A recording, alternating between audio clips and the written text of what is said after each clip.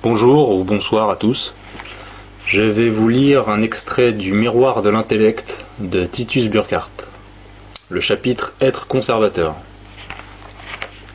Si l'on met de côté toutes les implications politiques que recouvre ce terme, le conservateur est d'abord quelqu'un qui s'efforce de conserver. Pour déterminer si une telle attitude est juste ou erronée, il suffit de considérer ce que l'on cherche à conserver. Si les structures sociales que l'on défend, et du reste c'est toujours de cela qu'il s'agit, sont en conformité avec la finalité la plus haute de la vie humaine et correspondent aux besoins profonds de l'homme, pourquoi ces structures sociales ne seraient-elles pas aussi bonnes, voire meilleures que toutes les innovations que le cours du temps peut apporter? Il paraît normal de suivre un tel raisonnement, mais l'homme contemporain ne raisonne plus normalement. Même lorsqu'il ne méprise pas systématiquement le passé et qu'il ne place pas toute son espérance dans le seul progrès technique pour améliorer le sort de l'humanité, il a généralement un préjugé contre toute attitude conservatrice. Car en fait, que ce soit chez lui conscient ou pas, il est influencé par la thèse matérialiste selon laquelle toute forme de conservatisme va à l'encontre du principe de changement inhérent à la vie et conduit de ce fait à la stagnation. L'état de pénurie où se trouve aujourd'hui l'ensemble des peuples qui n'ont pas suivi le train du progrès technique semble confirmer cette thèse. En réalité, on omet de remarquer qu'il s'agit là d'une incitation à toujours plus de développement, plutôt qu'une explication des faits. L'idée que tout doit être entraîné dans ce changement constant est un dogme moderne qui tend à s'imposer de manière absolue à l'esprit de nos contemporains. On entend proclamer sur un ton péremptoire, même chez ceux qui se considèrent chrétiens, que l'homme lui-même est pris dans cette évolution générale, et pas seulement sous le rapport des sentiments, des jugements qui sont effectivement influencés par notre environnement, mais de la nature humaine elle-même qui, selon eux, est soumise à la loi universelle du changement. Il y a l'idée familière que l'homme est en cours d'évolution et doit évoluer vers une espèce supérieure. L'homme du XXe siècle, par conséquent, serait différent de l'homme des époques révolues. Dans tout ceci, on perd de vue cette vérité essentielle, proclamée par toutes les religions, à savoir que l'homme est l'homme, et non pas seulement un animal parmi les autres, du seul fait qu'il porte en lui-même un centre spirituel qui n'est pas soumis au principe cosmique du changement. En l'absence de ce centre spirituel, qui est la source de nos capacités de raisonnement, et que l'on peut donc définir comme l'organe spirituel qui véhicule le sens de la vérité, nous ne serions même pas capables de constater le changement qui s'opère dans le monde autour de nous. En effet, comme l'énonce Aristote, ceux qui déclarent que toute chose, y compris la vérité, se trouve dans un état de flux perpétuel, se condamnent à la contradiction interne. Si rien ne résiste à ce flux incessant, sur quelle base stable peuvent-ils donc formuler un jugement valide ? Ici, il faut sans doute rappeler que le centre spirituel de l'être humain est bien plus que la seule psyché, laquelle est soumise aux instincts et aux impressions de toutes sortes, et qu'il est aussi bien supérieur à la pensée rationnelle. Il y a dans l'être humain quelque chose qui le relie à l'éternel, et qui se trouve précisément au point où, ouvrez les guillemets, la lumière qui illumine tout homme venant au monde. Jean 1, 9. Se réfléchit au plan de nos facultés psychiques et physiques. Si ce noyau, immuable au cœur de l'homme, ne saurait être perçu directement, pas plus que l'on ne peut saisir le point sans dimension au centre d'un cercle, on sait néanmoins par quelle voie s'en approcher. Pareil aux rayons qui convergent vers le centre d'une roue, ces voies d'accès constituent la base immuable de toutes les traditions spirituelles. Prises comme règle normative pour l'action et pour les structures sociales qui sont conçues en fonction du centre spirituel de l'homme, elles constituent également la base de toute attitude conservatrice authentique. Tant il est vrai que le désir de conserver certaines structures sociales n'a de sens que si ces dernières reposent sur le centre immuable de la condition humaine.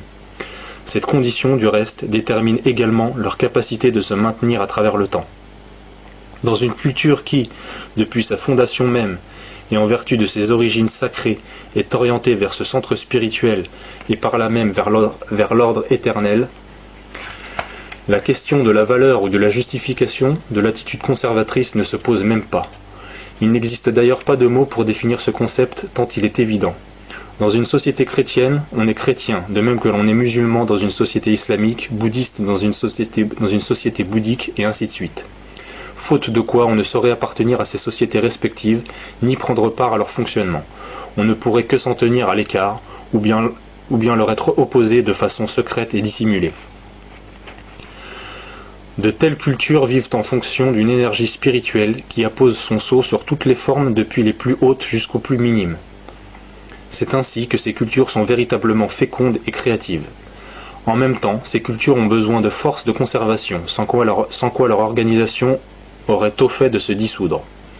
Il suffit du reste que ce type de société traditionnelle soit plus ou moins cohérent et homogène pour que la foi, la fidélité au sacré et une attitude conservante ou conservatrice se reflètent les unes dans les autres comme une série de cercles concentriques.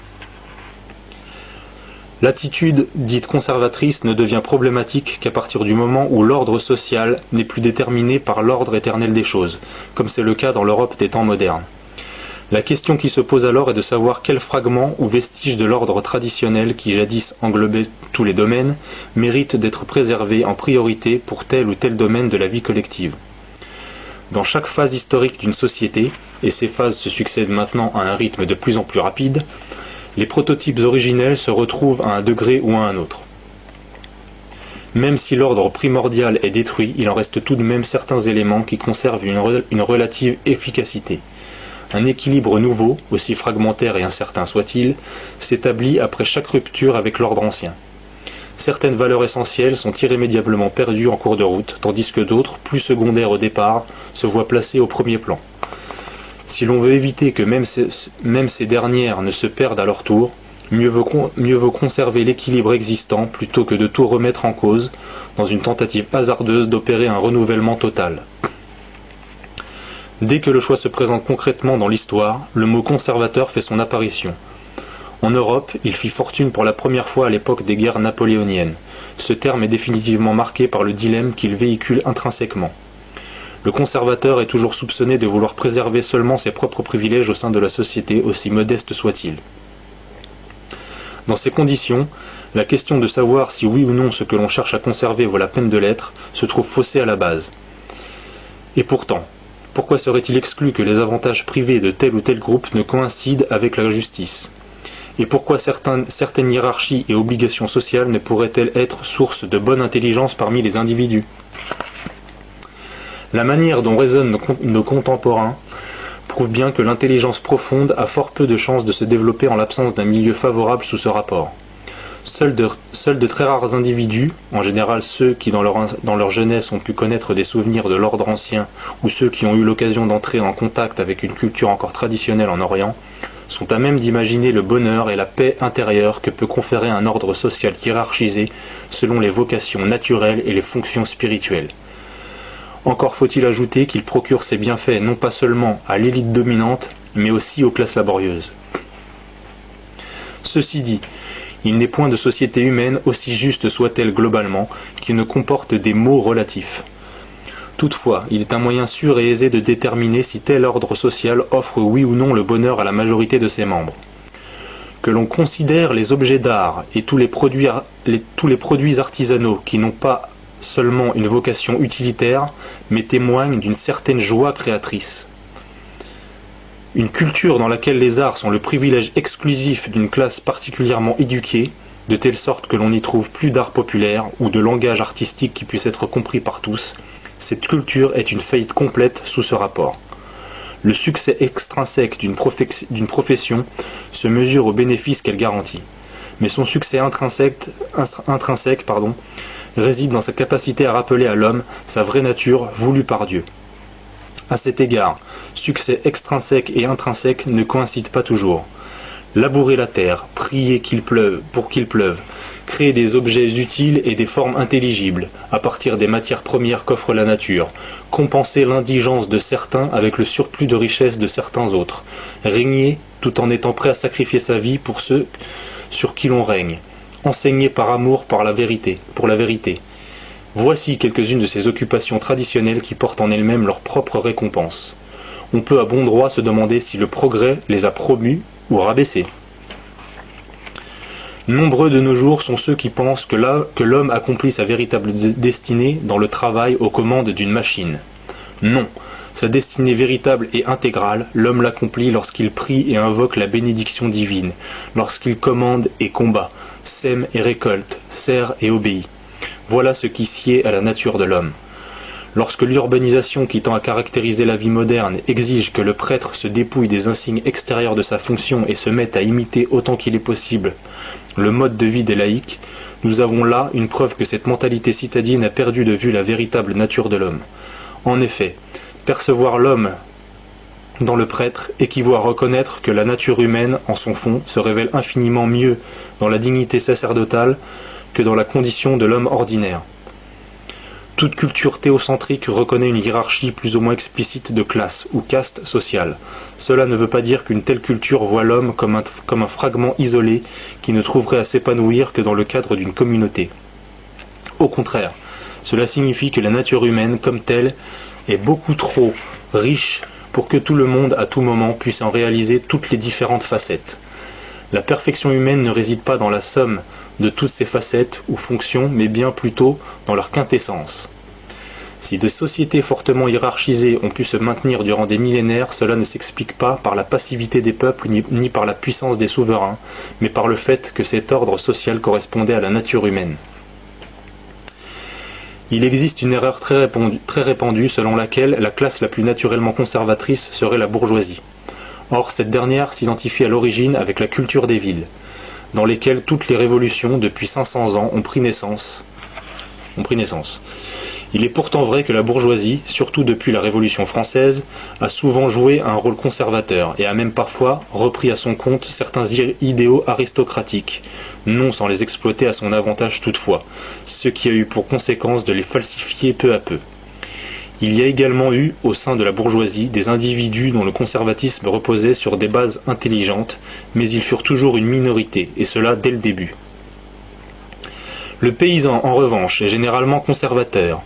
Il l'est, si l'on peut dire, par expérience, car il sait, mais combien le savent-ils encore, que la vie de la nature dépend du renouvellement constant d'innombrables forces solidaires les unes des autres, et qui doivent se maintenir en équilibre. Et l'on ne saurait toucher à une seule composante de cet équilibre sans entraîner l'effondrement de tout l'ensemble. Il suffit de dévier le cours d'une rivière pour modifier la flore d'une région entière ou pour éliminer une espèce animale, ce qui entraînera immédiatement la prolifération catastrophique d'une autre espèce. Le paysan ne croit pas que l'on puisse faire à volonté la pluie et le beau temps. Il ne faudrait pas conclure de tout cela que le point de vue conservateur est lié avant tout au sédentarisme et à l'attachement à une terre. Il est prouvé que personne au monde n'est plus conservateur que les nomades. Dans le voyage perpétuel qu'est sa vie, le nomade s'attache à préserver l'héritage que constituent sa langue et ses coutumes. Il résiste en toute connaissance de cause à l'érosion du temps, car être conservateur ne signifie pas être passif, loin de là. Il s'agit là d'une marque éminente de noblesse. Le nomade, en cela, ressemble à l'aristocrate, ou plus exactement, la noblesse inhérente à la caste guerrière a beaucoup de points communs avec l'âme du nomade. D'un autre côté, l'expérience d'une aristocratie qui n'a pas été corrompue par la vie de cour ou les mœurs citadines, mais est restée proche de la terre, ressemble au type paysan décrit plus haut, à ceci près que le noble des campagnes a toujours un territoire et un entourage humain plus vaste que le simple paysan.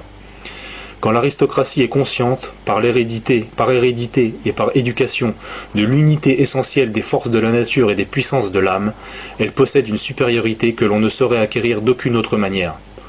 Et quiconque se sait doué d'une authentique supériorité a le droit de la faire valoir, tout comme celui qui a atteint la maîtrise totale d'un art a le droit de mettre son propre jugement au-dessus du jugement des ignorants. Il doit être bien clair, toutefois, que la position prédominante de l'aristocratie est liée à deux conditions, l'une naturelle, l'autre éthique. La condition naturelle est que, au sein d'une même tribu ou famille, on peut en règle générale s'attendre à la transmission héréditaire de certains dons et certaines qualités. La condition éthique est résumée par le dicton « noblesse oblige ». Plus le rang social et les privilèges qui lui correspondent sont élevés, plus grands seront les devoirs et les responsabilités. Inversement, plus le rang est bas, plus le pouvoir est réduit et plus les devoirs sont limités. Au plus bas de l'échelle se trouvent les personnes tout à fait passives, qui n'ont guère de responsabilité éthique. Si les choses dans ce domaine ne sont pas toujours ce qu'elles devraient être, il ne faut pas en chercher la cause principale dans l'hérédité naturelle, car cette dernière fonctionne assez bien pour garantir indéfiniment l'homogénéité d'une caste. Il faut plutôt chercher la source de cette imperfection dans la transgression du principe moral mentionné plus haut et qui exige un juste équilibre des droits et des devoirs. Aucun système social ne saurait empêcher les abus de pouvoir. Un tel système, s'il existait, ne serait pas humain, puisque l'homme n'est homme que s'il répond en même temps, et de sa propre volition, à une vocation naturelle et à une vocation spirituelle.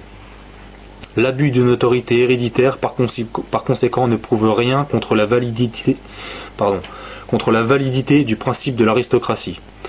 En revanche, la vocation éthique de cette dernière est prouvée entièrement par l'exemple du petit nombre de ceux qui, lorsqu'ils furent dépouillés de leurs privilèges ancestraux, n'ont pas renoncé pour autant à la responsabilité morale dont ils avaient hérité.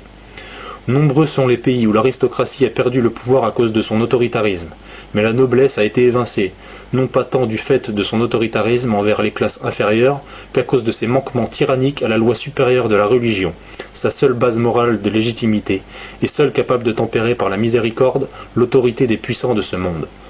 Depuis l'effondrement non seulement de la hiérarchie sociale, mais aussi de presque toutes les structures traditionnelles, les gens qui ont conservé en toute lucidité une mentalité conservatrice n'ont plus rien à quoi se raccrocher. Ils se trouvent isolés dans un monde complètement asservi qui se targue de liberté et qui se targue d'être riche et divers alors que son uniformité écrase tout. On ne cesse de clamer que l'humanité est sur la voie d'un progrès continuel, que l'être humain, après avoir évolué pendant des millions d'années, a désormais entamé une mutation décisive, qui doit le conduire à sa victoire finale sur les conditions matérielles de la vie. Le conservateur lucide et intelligent est seul dans une foule en délire. Il reste seul éveillé au milieu d'un peuple de somnambules qui prennent leurs rêves pour la réalité. Il sait par expérience et par discernement que l'homme, malgré son obsession du changement, reste toujours le même, pour le meilleur et pour le pire. Les questions fondamentales que soulève la condition humaine sont toujours restées les mêmes. Les réponses à ces questions sont connues depuis la nuit des temps. Et pour autant que le langage humain puisse les exprimer, elles ont été transmises depuis toujours au fil des générations. C'est ce précieux héritage qui importe avant tout aux conservateurs lucides et intelligents. Puisque de nos jours presque toutes les formes de vie traditionnelles ont été détruites, le conservateur n'a que rarement l'occasion de prendre part à un travail qui possède, par sa signification et son utilité, une valeur universelle. Mais toute médaille a son revers. La disparition des formes traditionnelles nous met à l'épreuve et nous oblige à faire preuve de discernement. Quant à la confusion qui règne autour de nous dans le monde, elle nous impose de laisser de côté tous les accidents pour nous tourner résolument vers l'essentiel. Voilà.